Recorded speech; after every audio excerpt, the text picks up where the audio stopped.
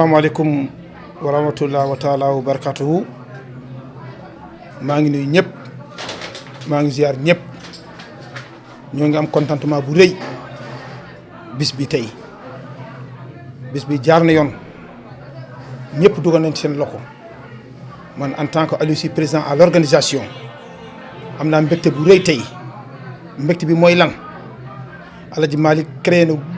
mouvement merci vraiment merci bi wane nañ ko tey képp koo xamante ne mu ngi ci liggéey bi wane na boppam fu mu war a féetee ak taxaw na maa ngi sant yàlla groupe bi yàlla ko yàlla jëmale ci kanam maa ngi sant yàlla groupe bi yàlla ko jëmale ci kanam xol yi dañoo war a set bu ñu setee rek léppay leer maa ngi gërëm maire Seynabou Ndaw bu baax maa ngi koy gërëm bu baax a baax a baax a baax a baax maa ngi gërëm Atoumani Diallo bu baax a baax a baax Bint tamit yow kenn amul sa fay ñoo ngi lay fay lu bëri tey affaire bi bu tollee fii tey man xam naa sa loxo mu ngi ci biir loolu def ma leer yow ku baax nga yàgg nañ liggéey lu mel ni yow Malick musul jël dara ba nga nekk ci ginnaaw tey wane nga ko tey ñoo ngi ñaan yàlla nañ ko defaat lu bëri ci biir Sénégal waxuma Thiès de biir Sénégal buñ ko defee rek yàlla dinañ ko dimbale bu soobee te yàlla dina ko def contentement bu rëy la am vraiment maa ngi kontaan maa ngi leen remercier en tant que président de la organisation maa ngi féliciter Pape Amadou Ndiaye bu baax a baax a baax yaakaar naa vidéo yi yëpp gis ngeen ko man président laa de démb damaa demoon Dakar mais moom ak vieux ñoo dox lépp ba mu jeex ba tey woowuñu ma sax téléphone ñu ne président foo nekk yàlla moo tax may wax ci weeru koor lañ nekk Pape maa ngi lay féliciter bu baax a baax a baax a baax a baax loo bëgg ci àdduna yàlla na ko yàlla defal yaa barki weeru koor bi yaa barki mouvement bi yaa barki salatul fatih jërë ngeen jëf kontaan naa ci yéen trop yàlla moom fa yàlla na yàlla fay. voilà bisimilah rahmaani rahiim auzubillahi mina sheytaani rajim bisimilah rahmaani rahiim may nuyu ñëpp nag di ziar ñëpp di baalu ñëpp àq di baal ñëpp àq di ñaan yàlla boole ñu jéggal mouvement merci moo ñu fi dajale tey président bi nag mu ngi tudd El Hadj Malick Sy Thiès la dëkk nag mais mu ngi États-Unis comme ni ma ko waxee woon rek la fois passée c'est un mouvement boo xam ne dafa ëmb pas mal de commission ndax éducation mu ngi ci entrepreneuriat mu ngi ci entrepreneuriat des femmes des jeunes mu ngi ci bon réinsertion ak assistance moo ngi ci social action sociale mu ngi ci santé mu ngi ci donc ak dafa riche dafa kii bi dafa riche vision bi dafa riche objectif bi dafa riche loolu nag mu taxawal noonu dañoo bëgg tey fas yéene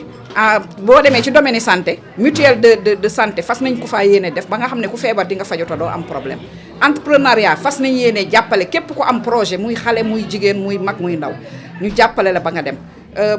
volet éducation xam naa Toumane après dina ci wax lu bari parce que feuille de route bi ñu def dañ war a jàppale école yi ak ñi amagul këyit ñooñu ñëpp dañ leen war a jàppale pour ñu am ay extrait de naissance bon di leen jàppale ci fourniture yi ak ñi nga xam ne seen loxo jotul seen ginnaaw mais loolu liy tax ba loolu ñu mën ko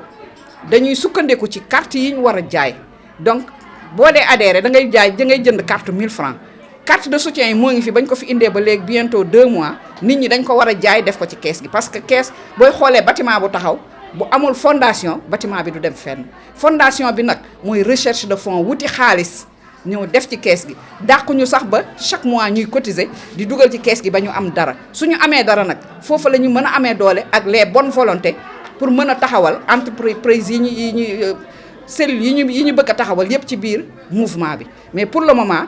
day doog a door donc liir buy soog a judd la il faut ñu jàppale ko ba keroog muy màgg ba mën a yegg fi nga xam ne fa lañ bëgg mu yegg donc recherche de fonds lañ war a def pour mën a am loolu kon nag képp koo xam ne volontaire nga jënd sa carte na nga fexe sa loxo dugg ci biir mouvement bi da leen génne ci poos yi di def ci biir ndax bonne volonté yi nekk waa États-Unis de passage maa ngi leen di nuyu liñ jënd ci carte xëy na xamul nu mu yem donc maa ngi nuyu diaspora bi yëpp rawatina nag ñi nga xam ne ñoo nekk États-Unis parce que pas plus tard que bërki démb Malick dugal na 510 000 yoo xam ne waa États-Unis ñoo ko jënd ay carte kon ñun ñi dëkk Sénégal te mouvement bi ñun war ci bénéficier wu kon ñun war nañoo mën a waruñoo des ndaare war nañoo mën a génn ci suñuy poos di def ci biir di wuti def ay recherche de moyens di ko dugal ci biir ba mouvement bi mën a yegg foo xam ne foofa lañ bëgg mu yegg ci kàttanu yàlla kon nag maam Malick jërëjëf yow mi nga xam ne yaa samp lii di ñu ci jaamuloo yàlla parce que boo ne kaay leen jàppale ma ñu jaamu yàlla kooku ku la ko wax bëgg na la di nga liggéeyal sa àddina liggéeyal sa àllaaxira ku mën a nekk maam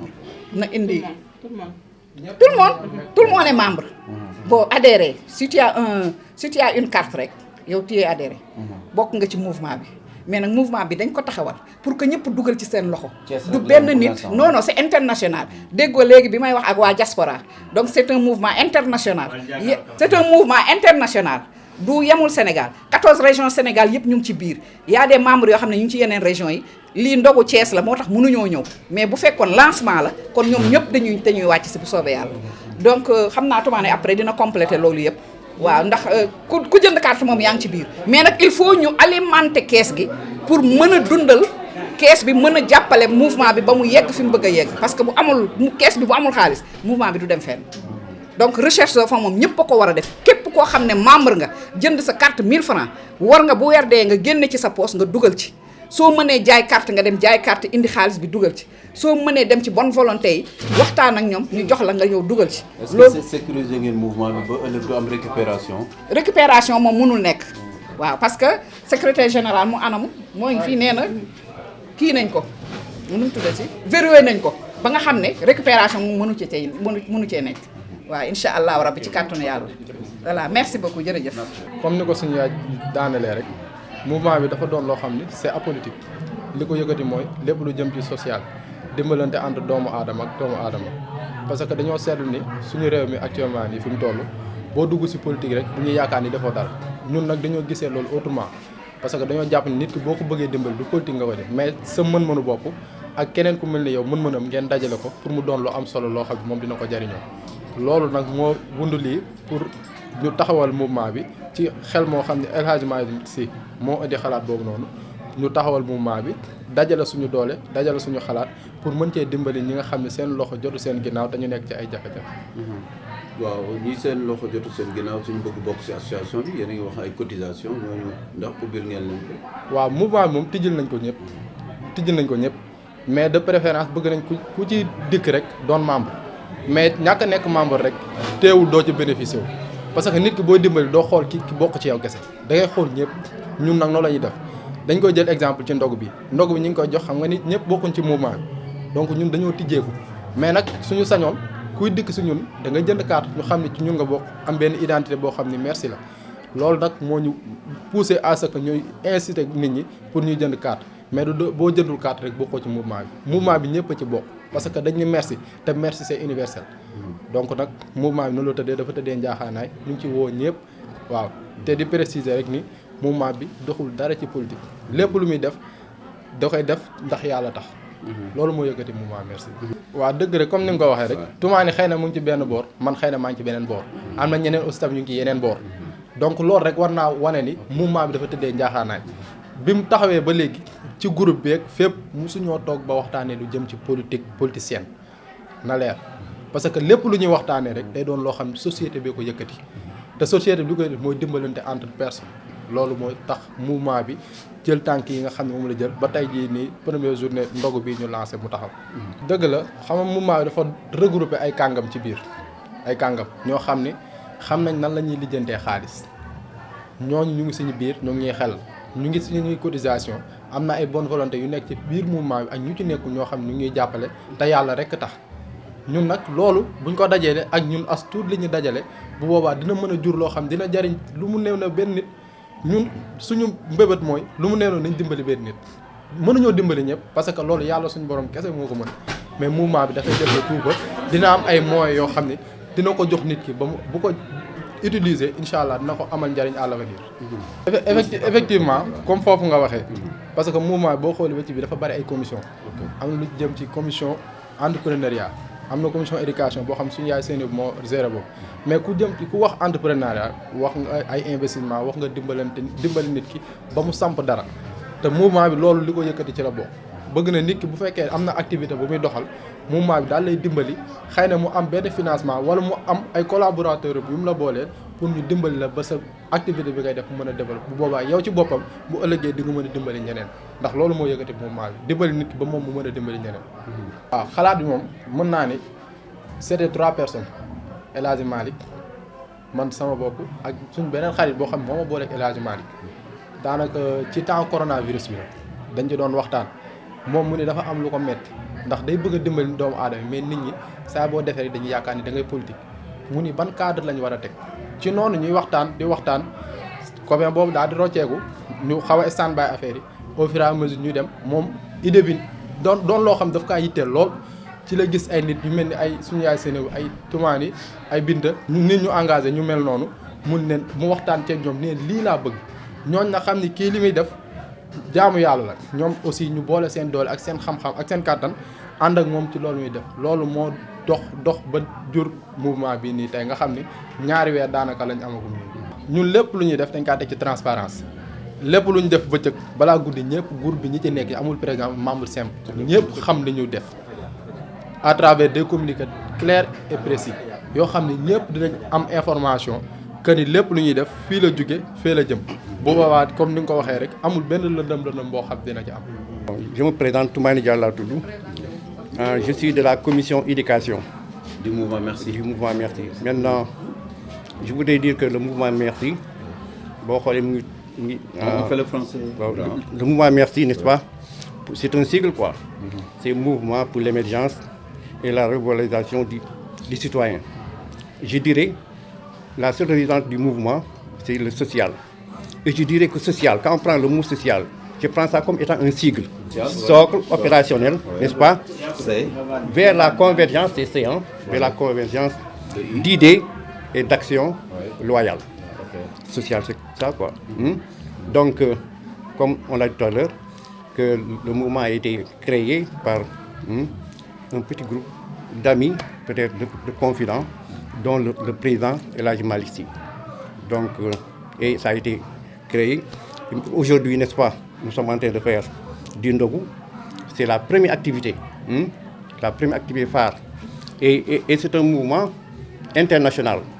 dont les ramifications sont un peu partout. Mais le mouvement est apolitique, non confessionnel, non racial. On ne parle pas de la politique, on ne parle que du social.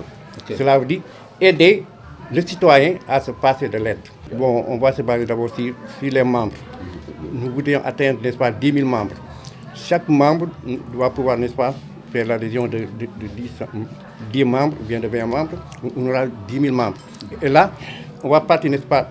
d'une adhésion par la carte de membre. C'est un franc symbolique à 1000 francs. C'est insuffisant.